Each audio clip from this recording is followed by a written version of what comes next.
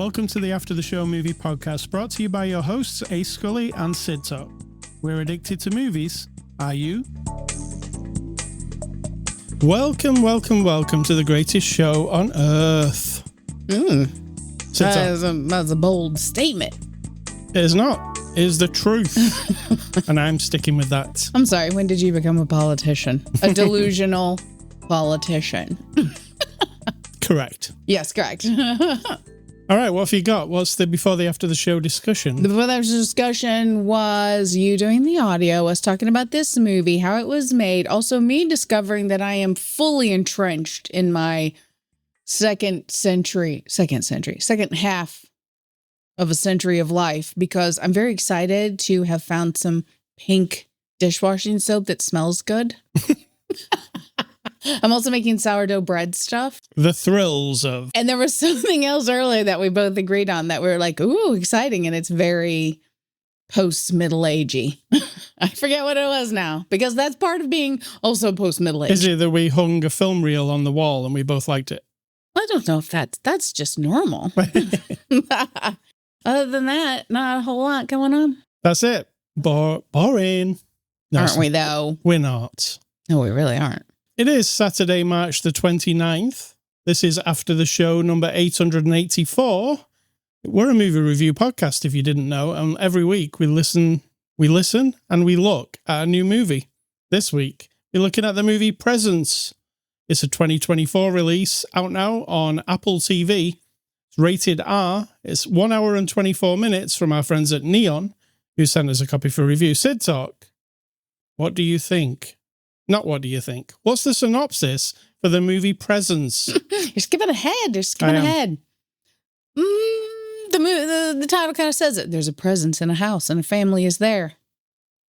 Period. It's the 21st century of Poltergeist. I'll give you the one off the box. Oh, that's not what it said? I'm shocked. It says a family becomes convinced they are not alone after moving into their new home in the suburbs. Right on. That's not a great... Well, I guess it is, because it doesn't tell you everything. Exactly. So, this is the latest film by Steven Soderberg. What did you think of the movie Presence? I loved it. It was very good, I have to admit. I really enjoyed it. I enjoyed the vibe. At first, I thought, because we'll just say right now, the whole movie is from the point of view of a presence, and there will be spoilers because you kind of had a heart. I mean, the name tells you there is actually a presence. Yes. That's for real, but... anything else that we divulge is a spoiler. Get over it or don't listen. Go and watch the movie. Go watch it's a good one. it and then come back and click play again. I thought at first I would get a bit fatigued by the film style. So the filming style is an iPhone in Soderbergh's hand in a gimbal. If you don't know what a gimbal is, look it up. Walking around as the presence. So everything is from the point of view of the not omnipotent, just the invisible presence in the house. Yes. And it is always just POV. Moving. Yeah. Whatever. Look that up if you don't know what it is. And you always like a camera that follows a person, like taking a long walk. They do it a lot in Severance. They do it in Paul Thomas Anderson movies quite often, where you are an observer in the moment of this person, whatever they're doing. Well, this is fully... you're only observing. You are never, well, I won't say never interacting. We'll get to that. And I thought at first, I'm like, okay, as long as there's not shaky cam, and there wasn't, it was very nice and stable, because shaky cam is just irritating. And after a few minutes, I was totally in it. I'd forgot. I was aware of it, and that's what I liked about it, was I'm like, this is a presence / person / whatever, and we never really divulge what it is ever, but it's you're the fly on the wall. So there are lots of conversations throughout, where you're hearing and watching people do things that no one else can see because the person has intentionally gone off on their own and they're just doing a thing. Either it's a secret or they're just alone, and you're like the real estate lady in the beginning, she's just really frustrated. She's getting the house ready and you're just watching her throw the bottles away and fluff her hair up, things that when you're not aware of someone watching you. Yeah. And that is throughout the whole movie. And I just really, really connected with that for some reason. So as that voyeuristic angle. Maybe that, am I voyeur? Oh dear. Yeah. Oh dear. Oh dear. The actual let's call it, well, it's a presence. Ghost, spirit, presence, whatever you would call it. Correct. But it's in this house, and it's clearly interested in the people who come to live here, because it gets close when it needs to hear something. I don't know if it's interested in them specifically, but I mean, it's not just a passive sat in the closet all the time. we've also been told it's confused. It doesn't know. We have a lady who shows up like in Poltergeist. It kind of gives you a little exposition there, a little tiny bit, not much, but that it's confused. Like it doesn't even know what it is or why it is there or how long, what year it is or anything like that. They say. We don't know. Now, the best trick the movie did for me, you've seen movies like this before, maybe not from the point of view of a spirit or whatever, but it uses the tropes of these type of movies, including a lady coming by to check out the spirit, see if it's in the house kind of thing. Yep. So it does use all that kind of stuff, but it's also very different. See, what really took me by surprise was how the presence is not scary at all. Like, it's not scary to me. I'm actually on its side. Absolutely. So when it does something, which it does, it manipulates things. I'm always like, yeah, fuck yeah. Like everything it does was cool by me because it's got a morality to it. Right. So there's something going on in the house that it doesn't like. It makes sure that doesn't happen by creating a noise or moving something and I was down with that the ghost was the moral police, basically. It was protecting people and it was making sure shit didn't happen. And there was some terrible shit happening in the house. And also what I found really refreshing, we've all seen films like The Conjuring, where the third act of the movie, everything flies in the air, people get stabbed, things end up in the walls, sometimes the roof of the house flies off, it gets crazy. This movie never resorts to that. It's much more realistic. Would that count as a spoiler? Well, like we said spoiler. It never gets crazy. It's much more realistic, including what actually happens. And I wouldn't give this as a spoil. I won't spoil, but something happens. That act of what happens is a realistic depiction of it. It's not like 3 knives fly across the room and stick in somebody's head. It's not that. I was impressed that a movie didn't have to resort to that to be, and I wouldn't call this creepy. No. It isn't creepy, is it? I don't think so. There's never a time where you feel frightened.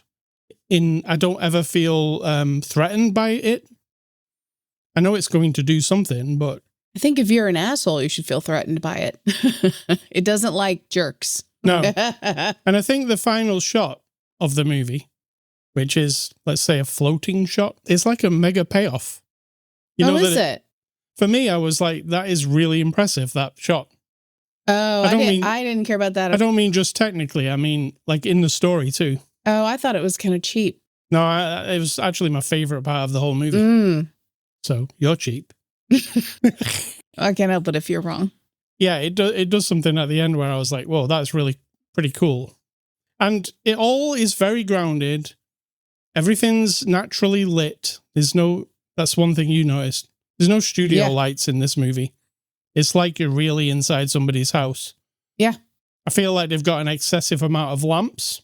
No, not excessive. I told you. This was part of the before the after discussion. My grandma Helen had so many lamps in her house. And seriously, it was an evening ritual when the evening started, like when the sun's going down, to go around. I bet there were 10 lamps in her living room, and she'd go around and turn each one on. And then when it was time to go to bed, slowly over the course of the evening, it seemed sometimes one would go off and then she'd get another one. There was no smart lamps back then. And she'd just get up, get her pajamas on, turn off a couple of them. And there was one in the kitchen area. Each bedroom had its own little lamp by the bed. And so, no, to me, it seemed very natural. It was very impressive. Even if you don't think, well, this movie was filmed on literally the iPhone that most of you are probably using. Nothing special. An iPhone and a gimbal. You can go and buy them both at the Apple store. You'll probably come out of there less than $2,000. We don't know what the sound equipment, unless you've looked that up since. He did not. Because it sounded good as well. But as we know, you can do sound fairly cheaply. You could, if you have a house to film a movie in these days, I know you need some skill, not everybody could do it. It probably wouldn't look as good if me and you did it. Right? Well, we're going to say. This guy's made a lot of movies, you know? I'm going to say I'd be halfway there. But technically, you could make the sound good, and I could make the camera shots good. And I don't know if I hadn't looked it up, if I would have realized that that was what was happening. It doesn't scream, oh, this movie's shot on a phone. Absolutely not. Because everything's very clear and crystal clear like they are these days. Phones are as good as what? They're as good as $10,000 cameras these days, right? I mean, high-end iPhones. I think we can say that safely, yeah. I mean, nothing's out of focus. In fact, there's even some really fancy focus I noticed with depth of field going on. And listen to you with the photography comments. I love it. I just thought it was impressive that there's a ghost movie or a spirit, and it's not really scary. So you might think, well, what's the point? Well, the point is the conversations in this movie, and it's a family inside a house, and you're just eavesdropping in on conversations. And often what they don't say tells you a lot about them. Absolutely. Just looking like, oh, well, she's having a drink. There's something about the characters in this movie where they don't have to say stuff and you can pick up a bunch of stuff about them. Fully pick up what Lucy Liu was up to. No. She's up to something that's not good. Not good, yeah. In her job or something. She's up to some no good. Now, there's one point where she's deleting a bunch of emails. You can tell it's email, and she's selecting them on them. When he's like, what are you doing? And she's like, oh, I got a virus. Well, she says to her son, no matter what happens, I did everything for you. She also kind of skirts around the idea that when they can't really afford this $825,000 house, but they'll make it work. They'll refi in a month, in a year, whatever. There's something dodgy. Absolutely. Going on. I was like, I wish I could piece it together what she's doing, but obviously... If you watch it again, maybe you can, because you'll be more focused on that instead of like what's going on with the... And there's a portion of the movie where the dad calls somebody up and says, if you were the spouse of somebody who was doing something wrong, how would that person stand? Oh, it's not about me, it's about us. He's talking to a lawyer. Yeah, it's not about me, though. It's a hypothetical thing. All that stuff is communicated really well. Well, not well enough, because I don't know exactly what she was doing. Well, I think we were distracted, though, because you're distracted by the story. Yeah. If I'd been thinking more about it, I think then I wouldn't have been so engrossed in the story. Then you're distracted by things, right? Instead of like waiting for the presents and trying to follow up on what is going on with this daughter and the presents and the whole thing, you know? The actual family dynamic was really well done. It didn't feel phony. It felt real, you know? Because everybody in this family has got a problem one way or another. Yeah. In some, it could be that the dad doesn't know how to speak to his children fully. Like he's very, he doesn't want to be the bad guy, but he also has to tell them stuff. The mother's kind of dismissive of them. The daughter, she's obsessed with her son. Obsessed with one of them and not with the other. Because he's a swimming phenom from his school. She's buying this house so he can go be on the team of this other great school where they're not so great. So he'll be able to be the champion and he'll be able to get through and blah, blah, blah. And she's weirdly over motherly. Yeah, she even says to him, I've known your whole life that you're like my best friend. I need to protect you. And he's like, what about Chloe? Like his sister. And she's like, oh yeah, sure. So there's a lot being told to you just from conversations. It never does narration or anything, but there's never a point where you're like, I don't get what's going on here. It's all pieced together really nicely. And it does this fades to black thing. And then I wonder what that is. Is that the entity just fading out, or do we just skip in time? Yeah, I was like, is it just not paying attention anymore? I like how also the entity has feelings. Mm-hmm. Because sometimes it gets sad or whatever and just goes and sits in the closet. Right? Yeah, the closet is its starting place. That's where we meet it. The point of view comes out of a closet. So you have to just piece together your own invention of a story. A child or a teenager who was scared or murdered in that house, and that was their protected place, or that's where they were murdered. Yeah, you have no idea. You got to make it up. But that's where this entity presence keeps going to hide away. And it's literally nothing but the camera view, and you build up a story about it. Correct. Also, later on in the movie, I was like, I know how the entity is going to react to this situation. And it did exactly what I thought it was going to do. So that's like, I don't know. I think that's kind of marvelous that you can do that. Oh, yes. Because it's not even a character. There is nobody. It's literally Steven Soderberg behind a camera. That's the character, right? Telling you the story. Yeah. So I was impressed by all that. And this one was an hour and 24 minutes. So let's say an hour and 15 minutes without the credits. It felt right. That runtime feels right for this. Yeah, it did. I don't feel like there was anything missing. I don't feel like, oh, I wish I knew more about this. I wish I knew more about that. Maybe I wish I knew about what Lucy Liu was up to. All I could think was she was doing something weird at work. Absolutely. That was maybe illegal, like maybe insider trading or some shit like that. Something on computers that was going to get her into trouble. And she was, doing it for the family. So we could have this house. Not for the family, just for the son. The son, yeah. You're going to get him into this school. And, yeah. All right, let's get on to the cast here. Have you anything else to add to the movie? I don't. It was just a pleasure to watch and experience. I liked it. Lucy Liu plays Rebecca. What do you think, Lucy? She's excellent. She's excellent. And, I don't like her. You don't like the character? I like Lucy Liu. I don't like the character because she is that person who, for whatever reason, has decided her son is the end-all, be-all. And she's clearly checked out of everything else. Yeah, she's decided he's worth whatever she's doing. And she's tacky. I don't like the character. But she is excellent. She does a great job, yes. This is the best person in the film. Chris Sullivan, is it Chris Sullivan who plays the dad? The dad is fantastic. He's really good. I forget, he's being an actor. He's so good. He's really subtle. Here's the thing, you're not really, fully on board with all the details. But then when he comes into his daughter's room, and you can see how he's, holding back, he doesn't want to. Yep. Should I come in here or should I not? There's the whole thing with that. And he's the nice guy, right, in the family. Yeah. And he's supportive to everybody, really, but then he says that thing to the son. That's good, though. What's that thing he says to the son, that line? It's fantastic. I know there's a good man inside of you, and I hope he comes out soon. Yeah. And I was like, because he's like an 18-year-old dickhead. I mean, the son is a piece of shit. And so you just... as the father, I guess you have to hope for the best, but he was just a useless piece of shit. But this actor, Chris Sullivan, who I don't believe I've seen in anything else, personally, it says he was in Stranger Things as Benny Hammond and Guardians of the Galaxy Volume 3 as Taserface. But in this movie, holy crap, he was next level or something. I was like, this is a guy who's maybe understands this. We've got Kalina Liang as Chloe. She's the daughter. What Fantastic. Yep. And she is focused around her a lot. Because something happened with her and it's focused on her. And she has to do a lot too, including a very intense scene towards the end. The whole thing rides on her. You know what I mean?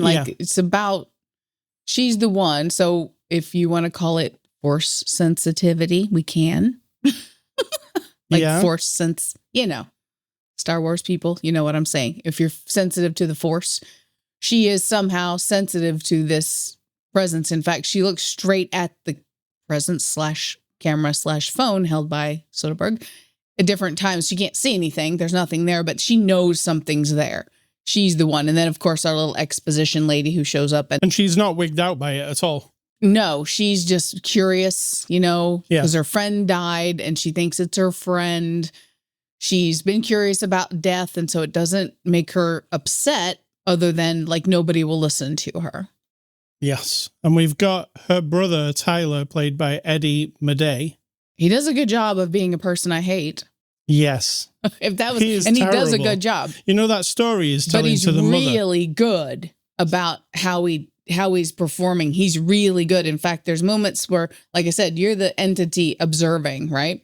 So you're fly on the wall. The way he and his friend are interacting, it's like that's real. Someone said to them, hey, just have a conversation and we'll film you. Yeah. So I think he's really good.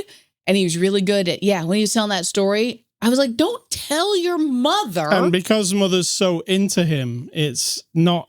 At least she told him it was really mean. They played a horrible joke on a girl. And so. It was mean, but he's really proud of himself. Yeah. Ugh. He was disgusting. And then we've got West Mulholland as Ryan. And Ryan's a guy who's friends with Tyler. He does a really good job. And he comes over and takes an interest in Chloe and etc. Yes. And he's really good though. He does a really good job of being like the casual teenage boy dude. He's probably 17, 18, I think is where we're going with this. Like their senior year. So he's like grown dude. Really good at the casual, really good at the everything else. And so I was impressed. And Julia Fox plays Cece. She's the real estate agent at the beginning. You know who Julia Fox is? You remember Uncut Gems? She was Adam Sandler's woman in that. Oh, okay. Yeah. So she kind of looked familiar, but she reminded me of Honora just a little bit. Yeah, right. Yes, and she's not in it much. No. She actually starts. It's how you're introduced to this house. She's a real estate agent. Yeah. Directed by Steven Soderberg. He's directed many films over the years. Sex, Lies and Videotape, Traffic, Erin Brockovich, all the Oceans movies, Magic Mike, Contagion, the list goes on. I think it was Sex, Lies and Videotape that I was thinking of where I said, did he do a pastiche movie? Pastiche movie is one where, like you're telling a lot of different stories parallel. Right. They don't like Crash, not the crash one, but the other Crash. Yeah. That one. Yeah. Where they're going to be, Magnolia is a bit of a pastiche where you get all these separate shortcuts. Absolutely. That's why I thought he did that one, but I guess not. But Sex, Lies and Videotape, that's what I was thinking of. Shortcuts was Robert Altman. So I'm going to say Soderbergh is the voyeur. Yeah, I would say so too. For sure. Because that's literally what Sex, Lies and Videotape's about. He's got a bit of a kink. This kind of, it's almost experimental what he's doing here. I agree. But it totally works. I think if you said to me, out of 100, how did that work for you? I would say 100. Because it actually, what he is intended to do is all there. And none of it seems janky or rubber banded together or anything. It's just a coherent thing. I don't disagree because I have not left with my normal questions that I do where I'm like, well, what is it? Right. Not because I'm an idiot and I need everything explained, but I'm often like, look, I get it. You're telling me a story. Why leave a mystery open when you could fill in the story? This one, I had none of that. I don't walk away going like, well, what is it? Who is it? No, it's a full story. Yeah, I was totally satisfied. So that's ranks right up there. You're right. No. All right. So. Yeah, you're right. Yes. IMDb reviews. What are those? Reviews on a website called IMDb. And you like to make fun of the 1 stars. If people listening to this are not up to grade, up to snuff, whatever the word is. Why do you call it up to snuff when all I think of is snuff movies? Whole different topic. If you're not with the 21st century, when we say reviews on a website, it's because somebody picks up their little phone and they get their thumbs out or the little voice and they go, this is the worst movie I've ever seen. Or this movie is too woke. Or waste of my time, etc., etc. There's some classics in there. And you love the bad ones because you want to make fun of them. I do. You want to make fun of people genuinely giving the world their opinion when in fact they just sound like dullards. So these are the people who give it 1 star. Are you ready? I am. There are 38 reviews that give it 1 star. Okay. First person says, 90 minutes of nothing. This movie is like watching 90 minutes of somebody's Ring indoor camera. No scares, no action, and terrible dialogue. Dun, dun, dun. It's definitely not terrible dialogue. In fact, it's some of the most interesting dialogue you'll... Absolutely. It's some dialogue I would aspire to in a family. And I'm not saying, it doesn't sound literary or over-taught. No. It is realistic. Reasonable conversations with people. Second guy says, worst movie I've seen in a very long time. Right on. I see a lot of movies. I go to the movies at least once a month. Well, that's not a lot. Movies don't deserve you. He only goes to the movies once a month. You don't deserve movies. Listen, he says, I see a lot of movies. I go to the movies at least once a month. That means he sees about 12 movies a year, maybe 13. That's not a lot of movies. I keep an open mind and try to objectively look for positives in the film. So let's start with the positive. The house is beautiful and I wish I owned it. The husband is very likable and cracks a couple of good jokes. But the negative is incredibly boring. The plot has holes like Swiss cheese. It's not a thriller or scary or anything. It's just terrible. I can't agree. I can't believe Lucy Liu agreed to this. Mm. And finally, what does this person think the story is? Don't know. They don't understand it? Number 3 says 100% snooze fest. This movie was a complete bore fest. Nothing about the movie was interesting, compelling, or engaging. There is nothing scary about it. Watching the movie is like watching a high school drama play with terrible actors. The acting is so bad you will laugh. The script, story, and plot are even worse. I mean, these are people I'm going who to say this and sound super snotty. That's a person who didn't get it, and then they're just attacking it because they don't understand. Let's just do, like, those people basically all said the same thing. Yes. So let's look at a person who give it 10 out of 10. Let's see. Okay. This is a new twist on the 1-star reviews. So the person who give it 10 out of 10 said, "This is a fantastic film. The actors are excellent.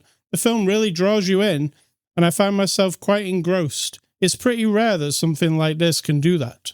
I would like to see it again, but only with a friend present to see if they are as haunted as I am afterwards." Did you write that review? I was thinking AI wrote that. If I go look, is that going to have your name on it? I mean, that sounds a bit sugary sweet, but whatever. That was both extremes. Positives and negatives. Always, always. Yep. That's how art is. It divides us and brings us together. Aw. So in conclusion, I am going to give, we didn't see any extras because we watched streaming. I'm going to give Presence an 8 out of 10. Right on. I'm going to give it an 8.4. All right. It's very good. It is. And I definitely recommend it. So thank you to Neon. Next week, we're looking at a new A24 movie called Opus. Do you know it? I don't. You never know any of the movies that are coming. Nope. So we'll look at that next week. Movie recommendations. I went with, on the ghost tip, a movie called A Ghost Story. And I believe it might have been an A24 movie, but really early on, right? Oh, maybe, yeah. Was it Casey Affleck? Yes. It's another movie with a point of view of a ghost, let's say. And it's the only other movie I can think of with that. I'm sure there are more, like back in the old days especially. But A Ghost Story and Steven Soderberg's Sex, Lies and Videotape. It's one of the first movies I really saw on VHS. No, it couldn't have been. It wasn't that long ago. It was like in like early 80s, right? Yeah, but It was definitely one of the first VHSs I watched. I always loved how it's very weird. James Spader. I love James Spader. And it made me want to watch more James Spader movies. I think at the time I probably thought it was cool, and if I watched it now, I'd be like, "Oh my god, you're so far up your own ass." It with is this kind of like weirdness." that. Yeah, I'd be really snobby about it. But it's also a bit weird, like a David Lynchy type thing. It's not Okay. fully coherent. It's a bit dreamy and weird. Yeah. So that's what I liked about it. What are your recommendations? Our recommendations are going back to the 20th century to look at all the horror movies that I have seen. And if you want to be just like me, you're keeping track, you're watching all these movies every week, and then you're going to just magically turn into me, which, lucky you. Yeah. I have a strong ego, let's say. So mine are, we're starting 1976 this time, Carrie. Excellent. This is when, so these are the 70s, right? I'm skirting into the 80s as well. So I was born in 67. You were born in 69. So by the time I was in the 70s and approaching the 80s, I'm getting to that age where I want to watch everything on late night TV. I didn't have a VHS or anything at the time. So I was just watching anything that they would play on late night TV or go to the movie to see it, because my mom would take us, drop us off, and leave. And she was allowed to do that in the early days. So these are some formative movies here. Carrie, 1976. Alien, just Alien, 1979. Fucking fantastic. The best. Friday the 13th. Not fantastic, but it's a formative movie. It is a coming of age movie for those of us who were born in the 60s. I think it's fantastic. I would give it the fantastic I don't think it's fantastic. I think you need to watch it again. Dawn of the Dead, you might think is fantastic because you love Absolutely. all the Romero movies. That was 1978. And to be fair, I never watched any Romero movies till I went to college. And even then, I didn't watch Dawn of the Dead, I don't think, until I met you. Faces of Death. Also, I didn't watch that until I knew you. That's a terrible ass movie, isn't it? Scary that you introduced me to these. Faces of Death is from 1978. It's like a documentary about weird shit. Yeah. Like horrible death things. But it existed and I've seen it. And so. Yeah, I think it was banned from many, many countries. And see, that just makes some people want to watch it. It's very horrible. Yeah. It's not like a easy viewing, let's say. Right. Yeah. All right. A Scully stuff. This week, the motion picture trailer for Paul Thomas Anderson's new movie, One Battle After Another, was released. We watched the trailer. I think, Sid Tot, did you watch the trailer? Did?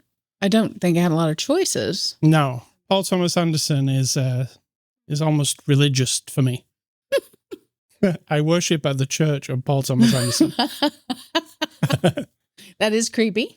So let's not let everyone who just heard that, don't tell him that, please. Because don't tell Paul Thomas Anderson. No. Don't tell him. We don't want to be banned from all movies in the future. So it's not very often he comes out with a movie. The last one, Licorice Pizza, was a few years ago, right? Mm-hmm. Maybe 5 years ago. Was it? No. No, surely not. Was surely it? We're not.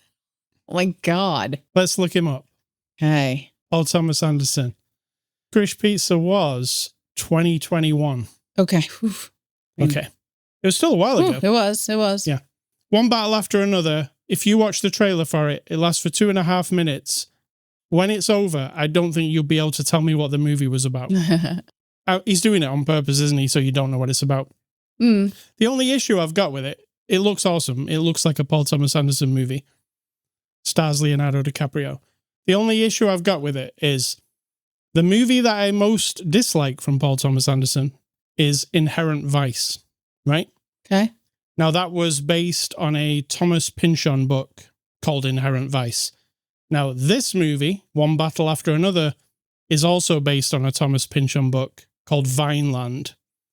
And from what I gathered from Inherent Vice, this Thomas Pynchon guy who writes his book it's up his own ass type guy. And it has an air of pretentiousness, and Inherent Vice had that whole, if you remember Inherent Vice, what I didn't like about it was that it was a bit like Fear and Loathing in Las Vegas, which I don't super love.